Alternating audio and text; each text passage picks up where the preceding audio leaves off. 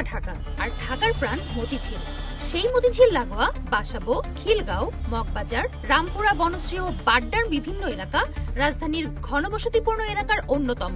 আর সেই এলাকাগুলোতেই প্রকাশ্য দিবালোকে চলে মাদক বাণিজ্য, চাঁদাবাজি, দখল, ছিনতাই, হত্যার মতো ঘটনা।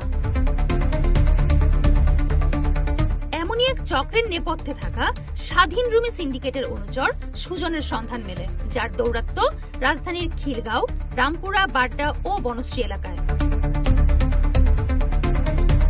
সুজনের বিরুদ্ধে চাঁদাবাজি, মাদক কারবার, কিশোর গ্যাং নিয়ন্ত্রণ এবং স্থানীয় সন্ত্রাসীদের মাধ্যমে প্রভাব বিস্তার করে আতঙ্ক সৃষ্টির অভিযোগ থাকলেও স্থানীয় বাসিন্দারা অভিযোগ করেন বনশ্রী এলাকায় আলোচিত 10 তলায় অবস্থিত স্বাধীন রুমি সিন্ডিকেটের জমি ক্রয় বিক্রয় প্রতিষ্ঠানে অন্যতম মাসল পাওয়ার এই সুজন ও তার গ্যাং।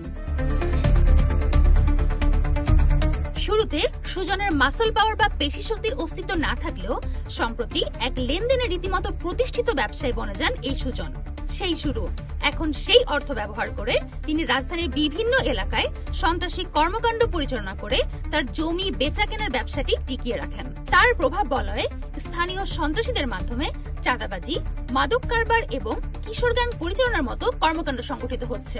এলাকাবাসীর প্রত্যাশা, চাঁদাবাজি, মাদক কারবার, কিশোর গ্যাং এবং সন্ত্রাসী কর্মকাণ্ডের অভিযোগগুলো নিরপেক্ষভাবে তদন্ত করে অপরাধীদের আইনের আওতায় আনতে। আশেপাশে আপনার হলো যত নেশাখোর, যত বাবাখোর সব আড্ডা হয়ে গেছে এলাকাটা টিকা মুশকিল হয়েছে। সাধারণ মানুষের একটাই চাওয়া, ভয় নয় স্বস্তি, দখল নয় আইনের শাসন, আতঙ্ক নয় নিরাপদে ব্যবসা ও স্বাভাবিক জীবনযাপনের নিশ্চয়তা। এখন সবার নজর সংশ্লিষ্ট কর্তৃপক্ষের দিকে। তদন্তের মাধ্যমে সুজন ও তার বাহিনীকে গ্রেফতার করে দ্রুত শাস্তির আওতায় নিয়ে আসা এবং আইনের সুষ্ঠু প্রয়োগের মাধ্যমে এলাকায় শান্তি ও নিরাপত্তা ফিরে আসবে, এমনটাই প্রত্যাশা স্থানীয়দের।